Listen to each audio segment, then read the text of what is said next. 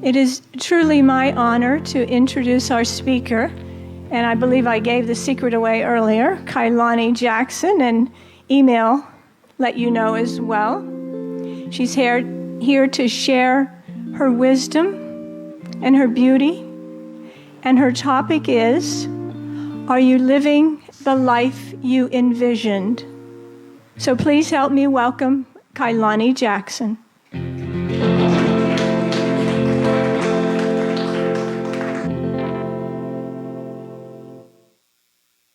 Morning.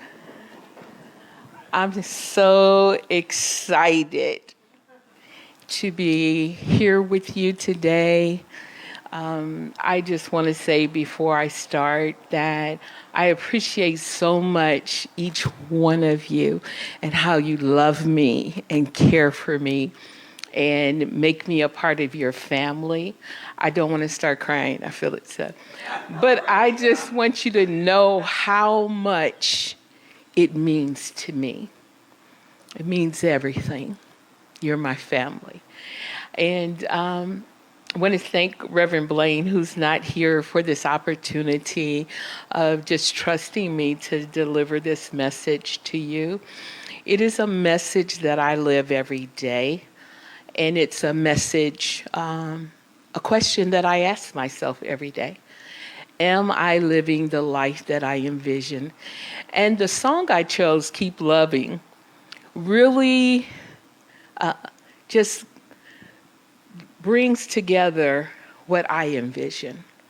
A world where we are family, where, as the Daily Word said, we are the light that's shining even in the darkness, and the darkness can't overtake it. You know, the places where people are wounded and hurting. When each one of you show up, your love shows up. God shows up. And no matter what they're going through, it could be in a grocery store, it could be when you're at work sitting at your desk and somebody coming by, that love is what changes the world. So I want to thank you for giving it to me, and I hope this title and this message reaches each one of us. And I'm going to be doing some tech work here. I got a microphone, I got notes, I got the mouse to change my slides. So if I get something wrong, I'm going to trust in the one who helped me most, Mike Rodby, woohoo!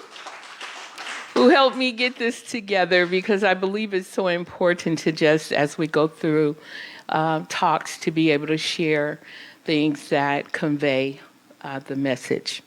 So the first thing that I'm going to do is hit, yay, it worked. Are you living the life you envisioned? And I know at first when you hear that, you may think one thing. What do you all think when you hear that title, Are You Living the Life You Envision? Anybody? Yes? I love that answer. Anybody else? Yes. Yes. Woo! We got some good yeses here. So yay! Yes, absolutely. So this talk is really about looking at where your life is and how you're showing up in the world. Where your life is and how you're showing up in the world. And I have the affirmation, if you can see it and say it with me.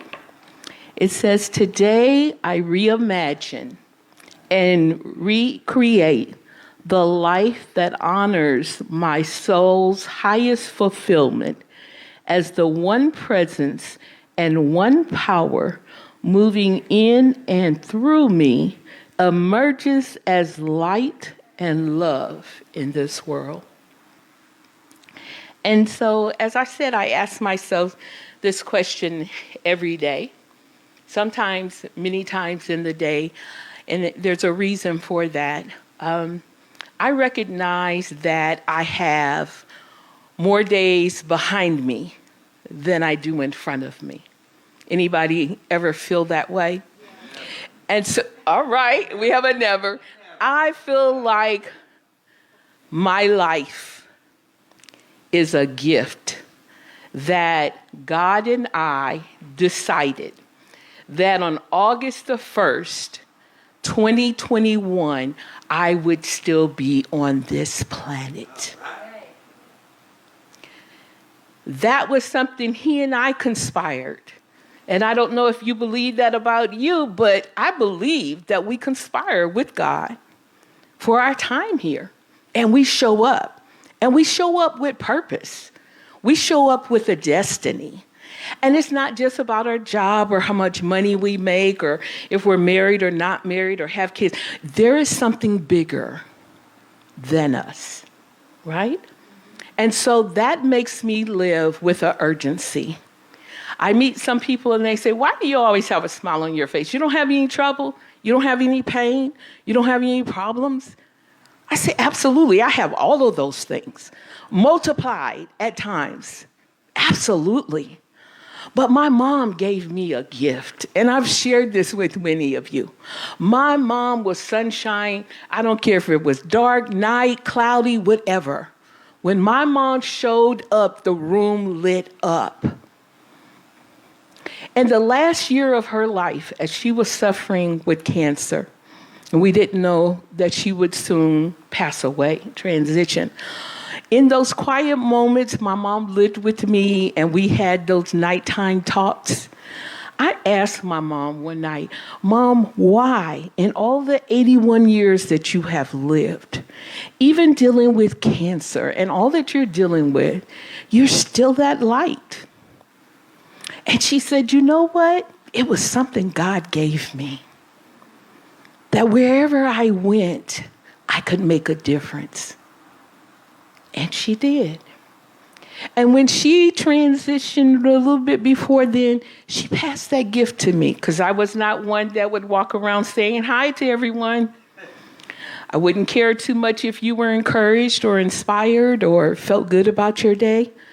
And I hope that you can see now when I meet you, when I greet you, when I'm in your presence, that I am letting you know I see you. I see the love. I see the beauty. I see the power. I see your potential. I see everything that you are completely, dark and light, and I love it all. Amen?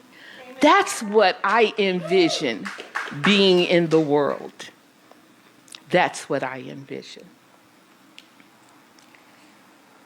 Anybody else feel that way? Yeah. You're envisioning something powerful for your life, yeah. And as I talk about it, again, like I said, not talking about careers, that's, a part of what we do in our soul, all of those things, Soul is the color of our skin. Soul is if we're Democrat or Republican. Soul is the way we have biases, if we like chocolate ice cream or vanilla. That has nothing to do with the spiritual side of us that's not male or female, that God stuff, right? That is present to be light and love. And so we're not talking about just, your level of satisfaction in the world. We're saying you're here. Why? All right. Next one. Woohoo! Forgive me. So our world right now, and I specifically picked this one that is like puzzle pieces outside of it, because our world is in transition. Not just from COVID, but that has really changed the way we see the world. For the positive and not so positive, we've seen it show up. And they say now that there's so many people reevaluating their life, what they want to do in their career, how to make their relationships better, or get rid of some people that they don't want in their zone of influence. We have all of this change and transformation going on. And sometimes it can feel like we are separate from all of it. When we watch the news, we say, oh, that's those people over there. Or if we're seeing where war is breaking out, oh, that's those people over there. But we are not separate from the world. We are all connected. You're connected to me. What you're going through is important to me. How you show up is important to me. Why? Because we are all one. It's an illusion when we see separation. So that means that if you have the power of love, if you have the power of wisdom, if you have the power of giving, if your gift is to help find a cure for whatever is going on, that's your gift to the world. We're not separate. We're all one. All right, let's try this again. Woohoo! Forgive me, I'm an exciting person.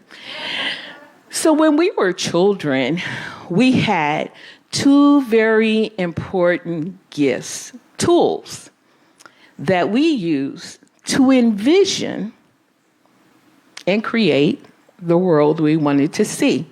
Anybody have an idea what those two tools and gifts were? Imagination. Woohoo! And something else. Dreams. How about that? We were given the gift of dreams and imagination. And as children, those things could run wild. How many of you as a child imagined and envisioned and dreamed a life that you wanted? I think all of us did, right? And it was an important tool, and it helped us. I was a daydreamer and a night dreamer.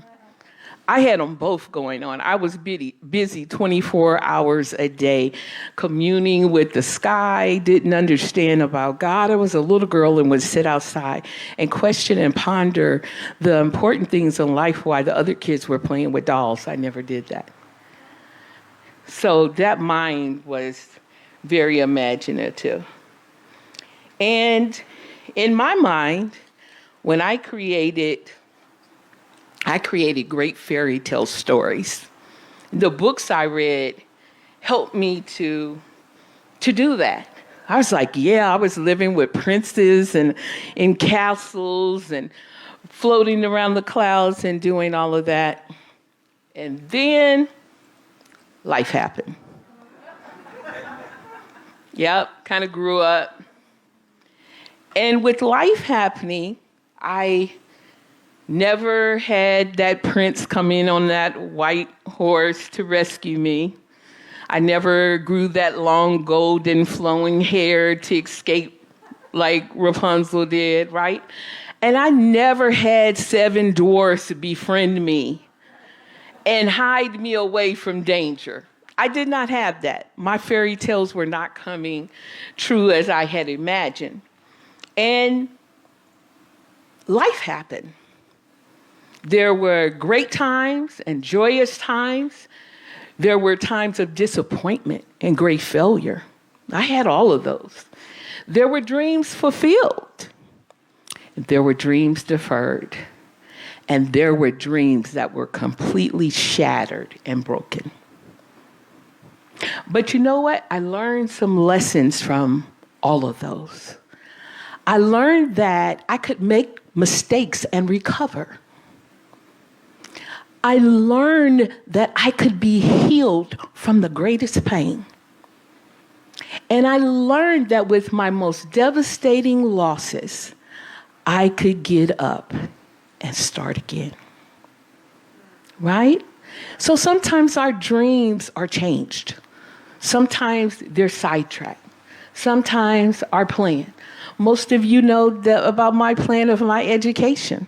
I wanted to immediately graduate from high school, go all the way to my PhD in psychology. And so now here I am at 63, just graduating with my AA, but I did it with honors too. Woohoo! That's what I'm saying. No matter what, we can reclaim our dreams. We can envision different. All right. We're going to the next one. Woo-hoo. So, we talk about recreating, reimagining, re-envisioning our life. Whatever that is for you, we're going to talk about a little bit about the examination process. But you can't know, how many of you have ever been in a mall, huge mall, and there was a store you wanted to go to? Anybody? So you were one of two people. You either started strolling and walking because you liked to window shop, and it didn't matter how long it took you to get there. Or you were someone like me who found a legend that said, you are here, and where you want to go is over there. And we have that internally inside of us. You are here. I'm going to talk a little bit more about that. But if you want to go somewhere, you got to know where you are. All right. Okay, we're going to the next one. Woohoo! Now, this picture is of Adam in the garden hiding. Genesis 3-9 tells us about a situation between Adam and God. Now, this is a metaphysical dream for me. I could talk about this forever. I won't, because we're limited. But I just want to pull out some key points. All right. And I think I went a page too far. Woohoo! Okay, in Genesis 3, verse 9 says, but the Lord God called out to the man, where are you? Verse 10, this is Adam. I heard your voice in the garden, he replied, and I was afraid because I was naked. So I hid myself. And verse 11 says, God is saying, who told you that you were naked? Asked the Lord God. Have you eaten from the tree of which I commanded you not to eat? And that's the Berean Study Bible version. Now, first, did God know where Adam was? It's like a parent that asks a child, what are you doing? We already know what you're doing. We already know. But the question was, where are you? And if we stop and I ask myself this daily, where are you? Where are you? Now, God knew, but he was asking Adam to do an internal audit, right? He's saying, I want you to look inside and see what's going on. Well, Adam's response was, look, I'm hearing your voice walking in the garden, which is very unique. How about that? Did you know that all of your voices walk in the garden of this world? Oh, yeah, they do. They show up with you. And because of that, I was afraid first. I got scared. Then I hid myself because I was naked. That's a response, right? Wow. I heard you coming. I was afraid. I hid myself because I was naked. Now, that naked doesn't mean without clothes, even though, Adam is going, wow, I can see myself in a different light. But in this story, was Adam in the same state naked before and after? Yeah, before he was in that God stuff. He couldn't see his nakedness, right? Then after he supposedly ate of this tree, which is a whole nother story I won't go into, but he ate of this tree, and that tree turned him on to his soul, that part of us that houses shame and fear and emotions and experiences and memories. And he tapped into that, and now he was conscious of it. And how many times do we live in that soul part of us versus the God stuff, right? So when I do my examination, I'm asking you the same. When you look in that mirror and you can see you, are you seeing more of the God stuff showing up? Or are you seeing more of the soul stuff showing up? Right? So that's what God was asking him. Who told you were naked? Where did you even get that belief system? I didn't give that to you. I gave you God stuff that said that you are amazing, that everything I am, you are, that there's nothing impossible to you. That's what I gave you. Now you're over here playing in this other place that you now believe that you're afraid, you got fear, that you're naked, and so you're hiding. And how many times do we do that? We have a vision, we have a dream, we have a purpose, we have a goal, but we revert back to the fear. I can't do it. That's what naked means. I feel scarce. I don't have enough. I'm not worthy. I can't do this. And so we go hiding instead of examining. But God is calling us all to this examination. Where are you? Not because he wants to punish us, not because he wants to say something bad about us, because he wants us to live up to the highest potential of who we are in this world while we have time. Because this dimension has time. The spirit world is eternal. Clocks don't operate there. But in this time, when you agreed to show up, why? That's what God is saying. Where are you? You agreed to be here. Are you living the life that we envisioned together?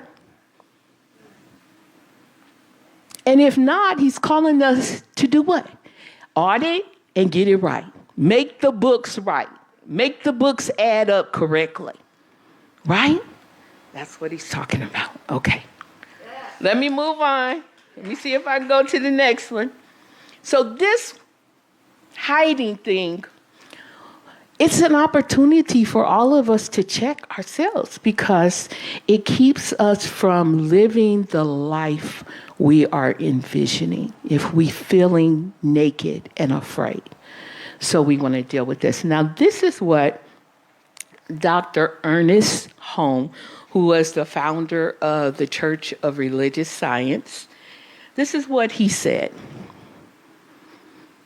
You are an internal being now on the pathway of endless unfoldment. Never less, but always more yourself. Life is not static. It is forever dynamic, forever creating, not something done and finished, but something alive, awake, and aware.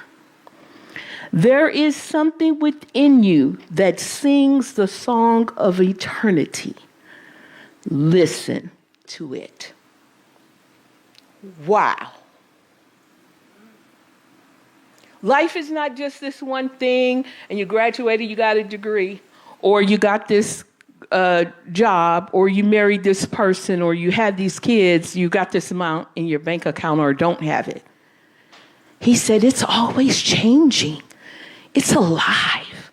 That's why we've got to envision and keep asking ourselves, am I living this life that God and I envisioned? Right? Because it's moving.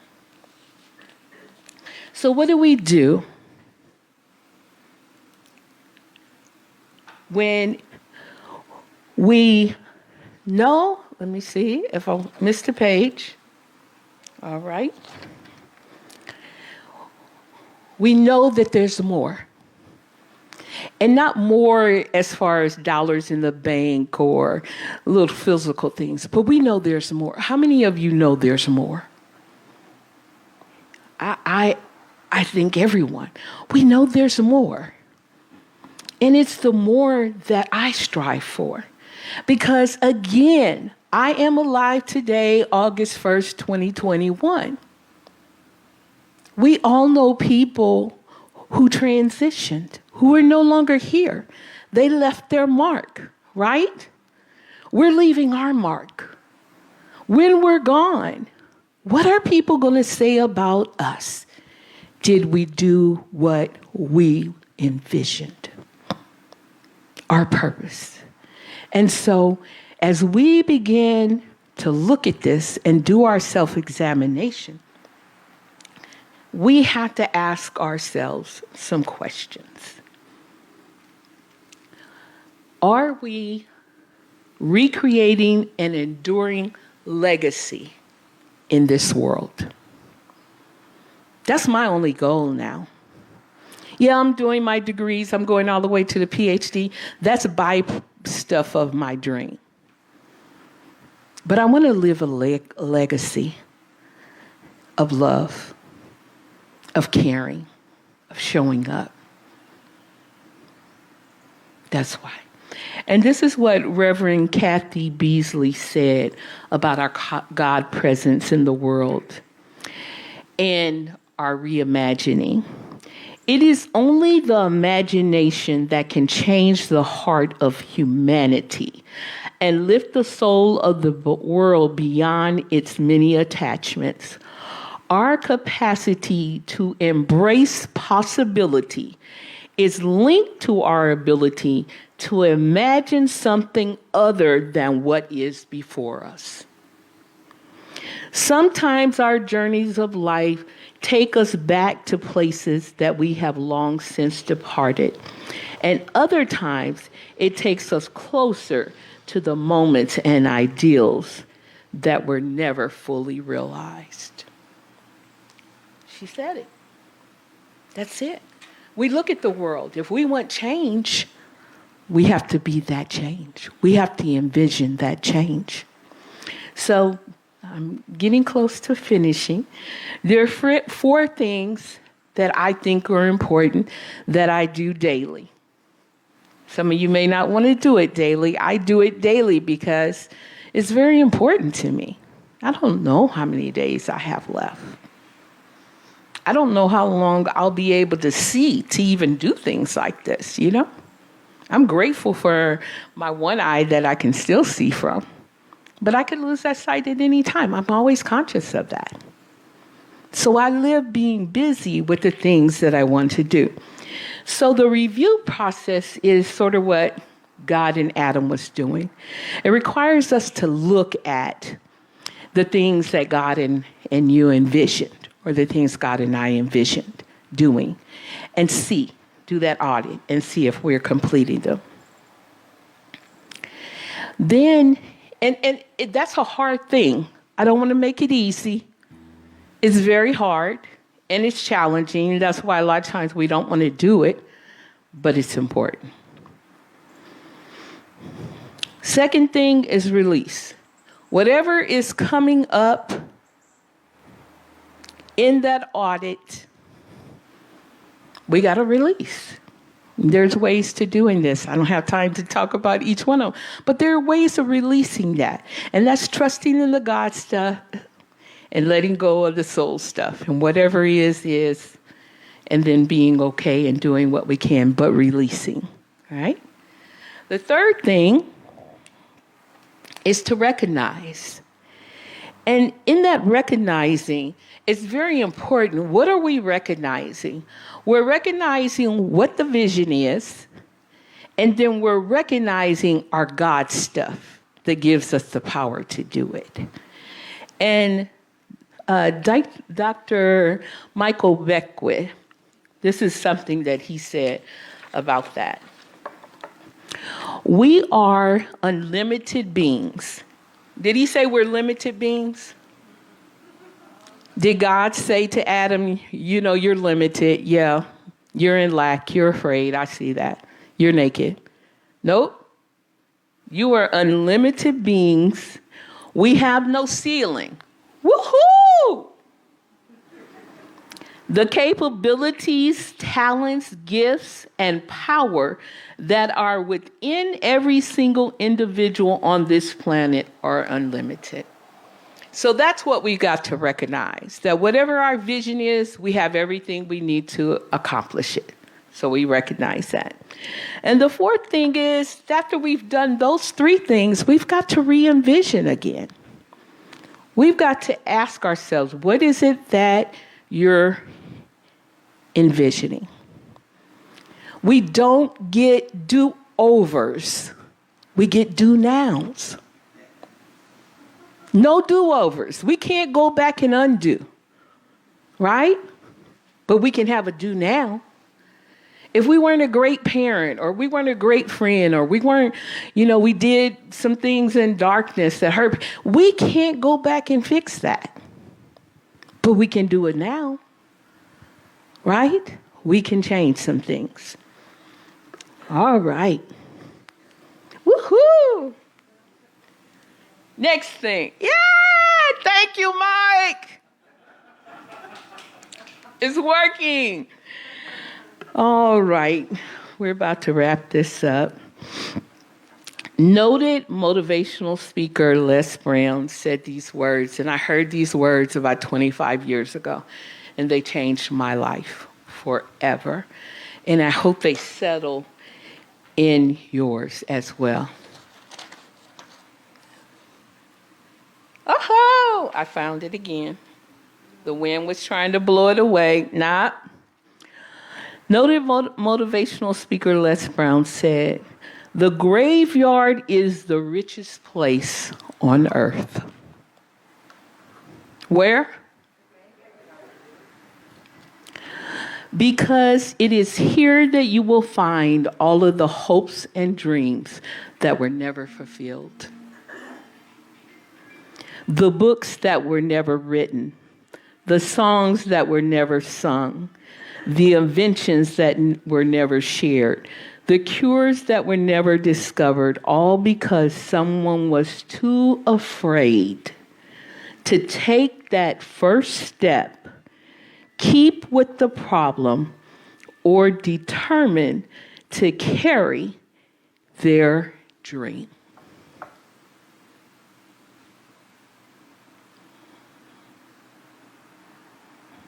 The graveyard. I don't want what I envision to rest with me in a physical place. I want to have done everything I envisioned. And so that's why I ask myself this question every day. The finish line. There's not a finish line in the spirit, but there is one here on this planet. It's the day we draw our last breath. Yeah. It's the day that they put us in the ground, or they cremate us, or whatever happens with us. Sometimes those last moments are known, and sometimes they are not. There were people that were struggling with disease this year that had a painful year, tragedy, feeling with it, resolving it, being at peace with it. They had time. But just like the people in Florida when the condo fell down, they weren't expecting that when they went to bed that night, were they? Totally outside of what you could even imagine. And then all of a sudden, you're gone. And so that's why it's important to do what we need to do with the mirror and say, I'm here. I agreed to be here. Why am I here? And if I have fear or lack or whatever, to put that aside to get it accomplished.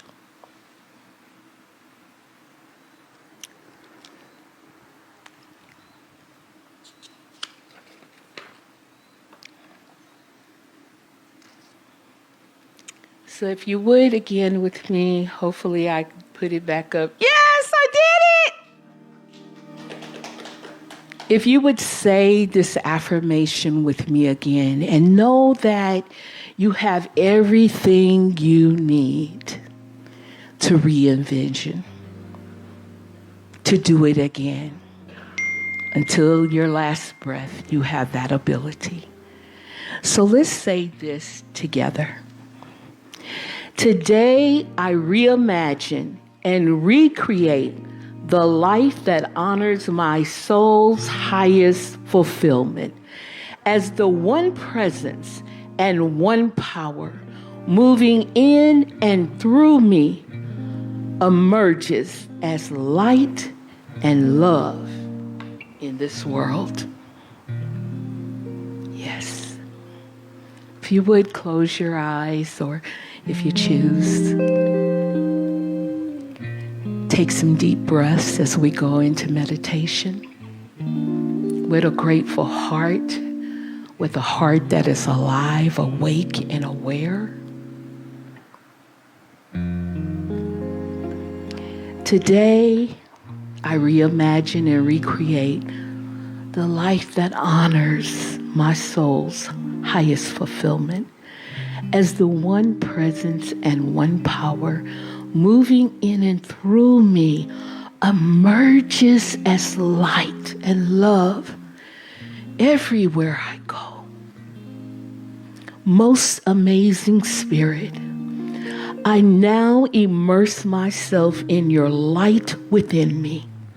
With every breath, I breathe your light into every part of me. I recognize the truth of my being. There is no nakedness or lack in me. I see me as you see me.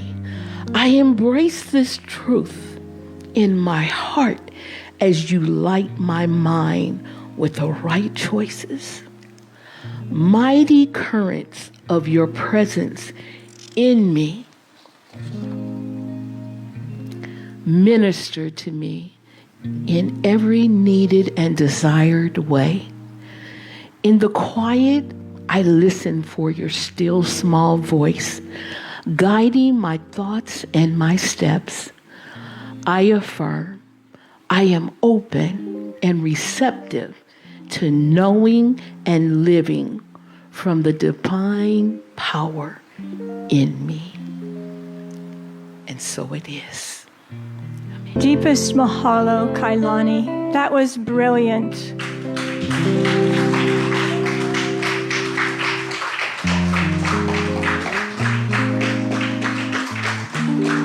Yes, brilliant.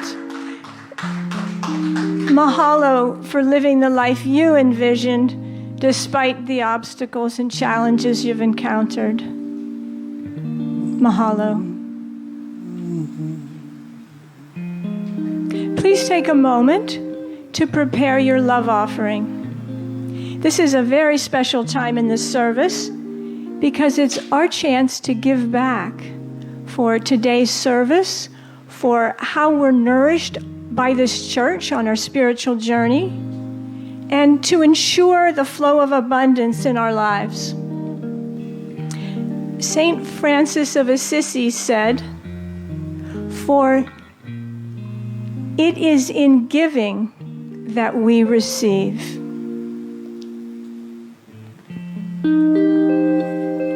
You'll notice somewhere around you an envelope.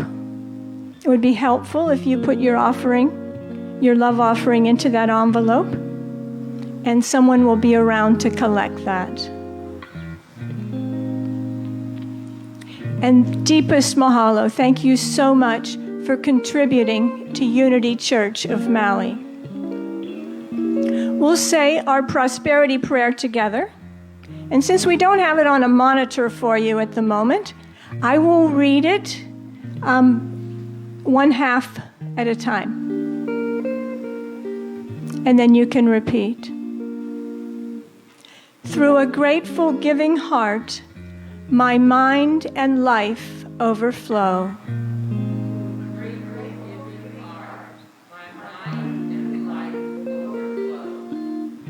With the abundance of God's all-providing, infinite supply. God's all-providing, infinite supply. Isn't that amazing to hear the truth of that statement and to really feel it in your being? Mahalo for contributing to Unity Church of Maui. Love those rainbows. Thank you, Kurt.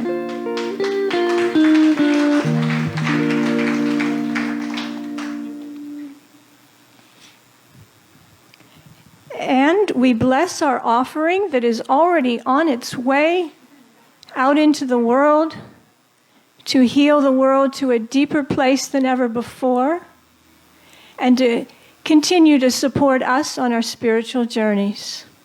Deepest mahalo. Time for announcements. Da-da-da-da. Flower sign up. First, I'd like to say that these flowers were provided by Al Cantorna last week, and they are doing very well this week. Thank you so much, Al. And if you would like to give flowers, and Al, would you like to say anything about someone you dedicate flowers to?